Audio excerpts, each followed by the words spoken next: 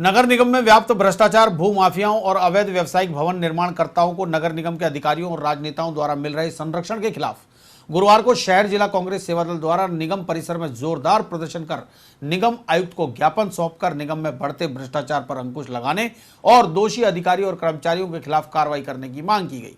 जिला मुख्य संगठक शैलेंद्र अग्रवाल ने बताया कि अजमेर में कुछ भूमाफियाओं, नगर निगम अधिकारियों, कर्मचारियों और प्रभावशाली नेताओं की मिलीभगत से बिना स्वीकृति के अनगिनत संख्या में व्यवसायिक भवनों का निर्माण कार्य हुआ है।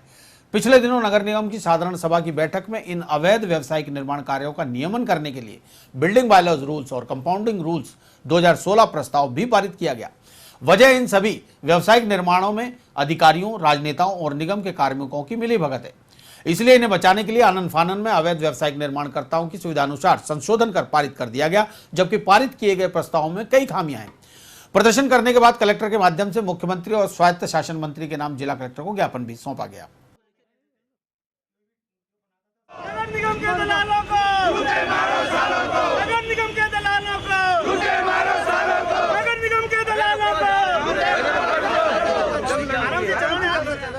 अजमेर शहर में पिछले कुछ समय से नगर निगम के अधिकारियों, कार्मिकों और चंद पार्षदों की मिलीभगत से धड़ल्ले से अवैध रूप से व्यावसायिक निर्माण कार्य हो रहे हैं। हमने समय समय पर सेवा दल की ओर से या नगर निगम अधिकारियों को, महापौर महोदय को इस संबंध में ज्ञापन दिए। एक जनहित याचिका के तहत माननीय राजस्थान उच्च न्यायालय ने 5 अगस्त 2015 को जो नगर निगम ने एक अवैध निर्माण कार्यों की सूची सौंपी थी 490 की, उनके खिलाफ कार्रवाई करने की मांग आदेश दिए थे। परंतु अफसोस की बात है कि लगभग साल भर से ज़्यादा होने के बावजूद आज तक उनमें से 4 के खिलाफ भी कार्रवाई नहीं की गई।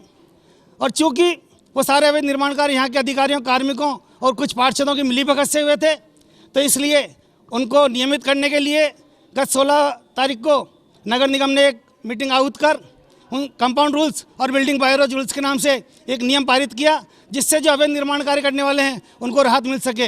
ये मीटिंग एक 3 सितारा होटल में की गई।